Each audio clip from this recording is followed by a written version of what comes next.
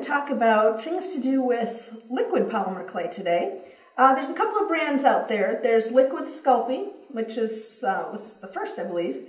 Donacato has one, and Fimo also has one. They are simply liquid forms of polymer clay.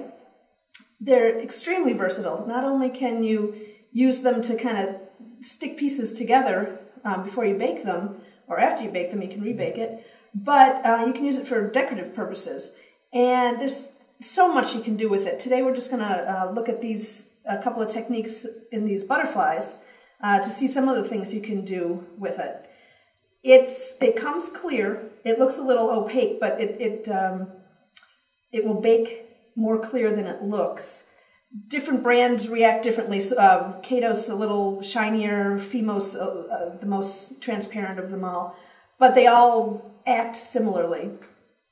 You can mix all kinds of things in. You can put glitter in. You can, classic is Perlex powders, but I think how I started doing it is mixing in oil paint. And that is this is a clear liquid, and all these colors are from oil paint mixed in. Now, if you've ever looked at oil paint, you know it's incredibly expensive. So most of the craft stores have these little sets, like little starter sets. And if you happen to have one of those coupons that comes out every week, this is actually pretty reasonable. And this is more than a lifetime. If you just use your oil paints to color liquid clay like this is more than a lifetime's worth of colors right here.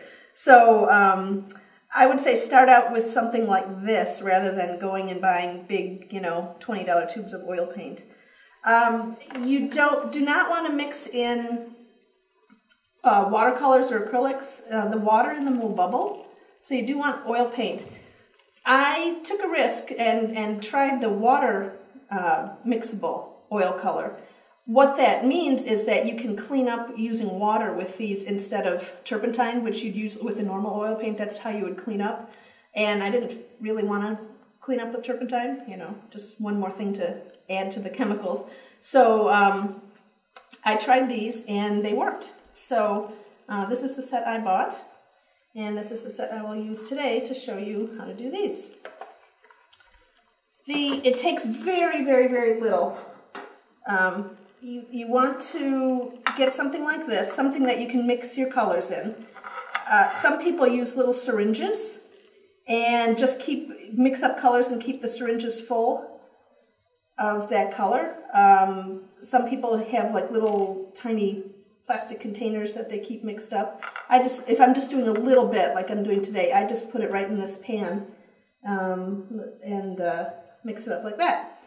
So you literally only need the tip of a toothpick to color this much liquid. So you're just going to take a toothpick and mix it in. Mix it thoroughly. Put the other side so I don't bake my paints. Actually, you can marbleize it too and things like that, but in this case we want it mixed up pretty thoroughly. And I cut out a couple of different shapes. There's some nice little tins with lots of little butterfly shapes in them.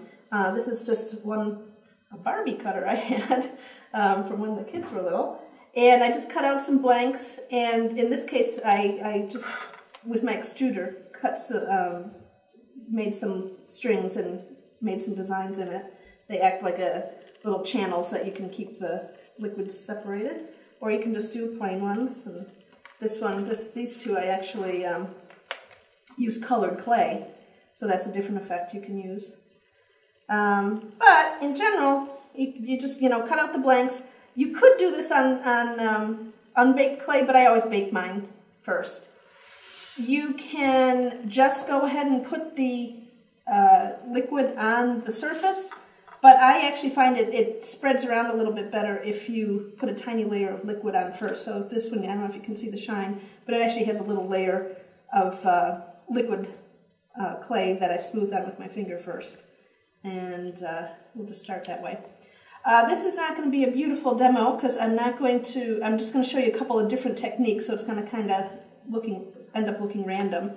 but I just want to show you different ways that you can drop the clay on and what you can do with it.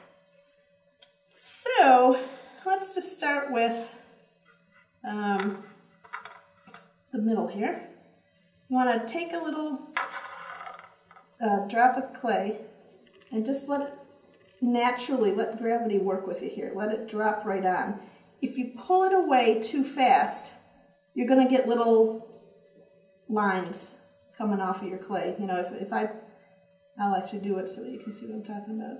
If I just let it start to drip and then I pull, see how it dripped like that? You may want it to do that, but I didn't necessarily want it to do that. So you want to take your time and just let gravity pull it off naturally, and make sure that string is gone before you lift away if you want individual dots. So let's do that. All right. Now, say you made a mistake like that, and what do you do now? Well, you can wipe it all off, or you can use it to your advantage. Take another toothpick and actually pull all the dots up like that, so it looks like you meant it to do that. That's the key here. So you can see this is actually what our tool is. You can use a needle tool. I have a thicker one. I have my little thin needle tool. You can use toothpicks, all kinds of things to pull that clay around into different patterns. So other classic ones you can do is we'll put a little heart, a little dot here. A little dot here.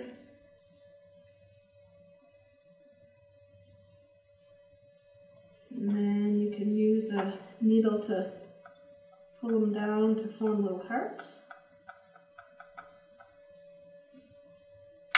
You can do a bigger one.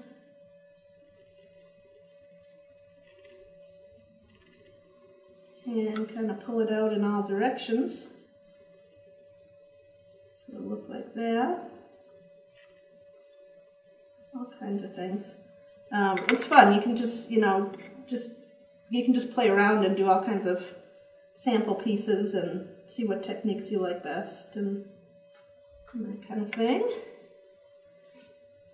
So that's just an example of a couple of different little things you can do, you know, just add on little separate dots and that kind of thing.